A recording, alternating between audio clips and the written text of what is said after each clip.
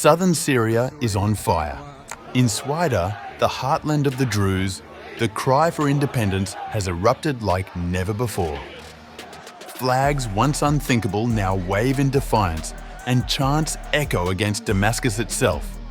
After a week of bloodshed that left more than 1,600 dead, the province stands at a crossroads between loyalty and liberation, survival and sovereignty. Tonight, we take you inside a conflict that could reshape Syria's future forever.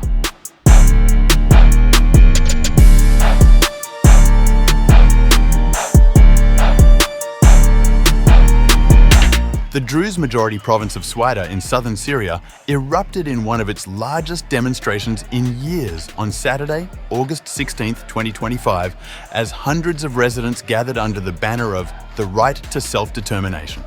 The protests came in the wake of a week of massacres and violent clashes in Jabal al-Druze last month, which left more than 1,600 people dead, many of them Druze civilians. Demonstrators also held placards demanding independence, carried signs calling for annexation to Israel, and chanted slogans denouncing the Al-Sharaa government. Some participants were seen waving Israeli flags, while others wore Israeli military gear with insignia stitched in Julius, reportedly part of humanitarian shipments transferred to protect the Druze community. Some armed Druze men were spotted wearing vests bearing the Israeli flag, according to Khan 11's Hadashot Hashabat broadcast. The scale of the protest reflected the depth of anger among Druze communities. For the first time, demonstrations were held under the explicit slogan of self-determination.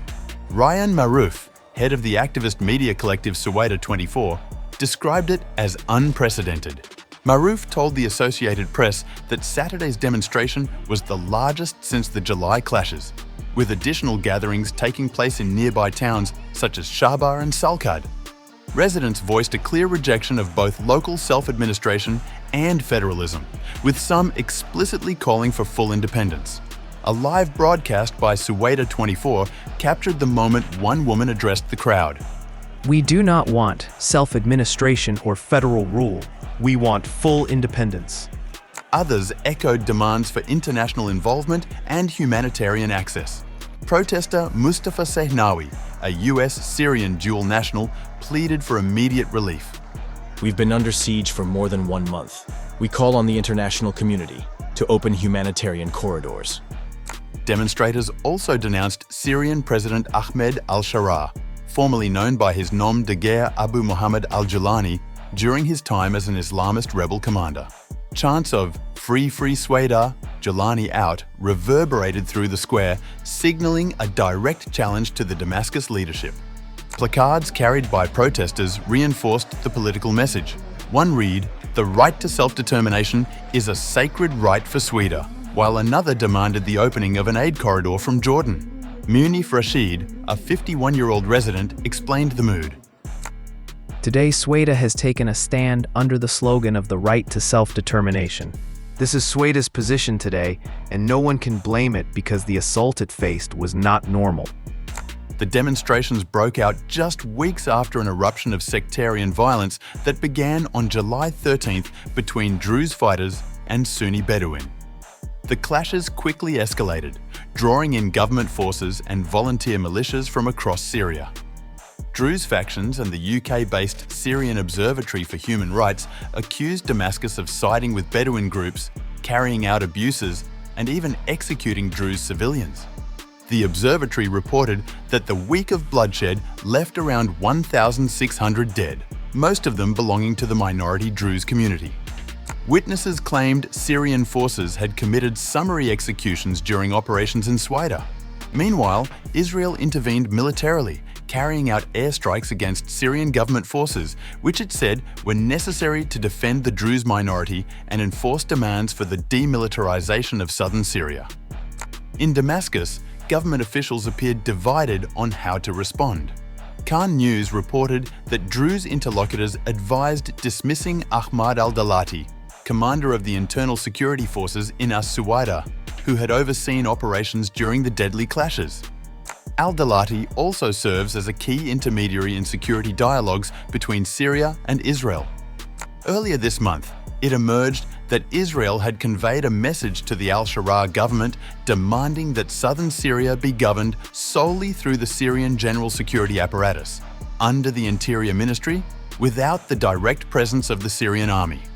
Meanwhile, despite the government's assurances of aid, local residents accused Damascus of imposing a blockade. Authorities denied the allegations, pointing to the entry of several humanitarian convoys. On Saturday, state media said another aid convoy reached Sweida. However, the observatory countered that the main Damascus-Sweida highway remained blocked by pro-government armed groups, crippling normal trade and supplies. The unrest in Sweida underscores a deeper political struggle over the province's future. For the first time, the Druze population is publicly raising the demand for full independence, challenging both Damascus and regional powers.